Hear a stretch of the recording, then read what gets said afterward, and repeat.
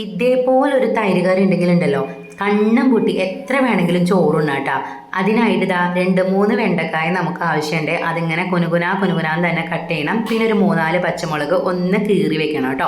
അതിനുശേഷം ദാ ഇത് വീട്ടിൽ തന്നെ ഒഴിച്ചുണ്ടാക്കിയ തൈരാണേ. അതിനകത്തോട്ട് ഒരു നുള്ളു പഞ്ചസാര, ഒരു 1/2 ടീസ്പൂൺ ഉപ്പും കൂടി ചേർത്ത് നമുക്ക് മാറ്റി വയ്ക്കാം.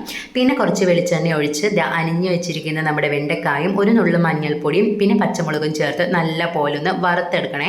നല്ലതായിട്ടൊന്ന് വറുത്തെടുത്തതിന് ശേഷം അത് നമുക്ക് നമ്മുടെ തൈര് മിക്സ് ചെയ്ത് വെച്ചിരിക്കുന്ന തൈരിലോട്ട് നമുക്ക് ചേർത്ത് കൊടുക്കാം.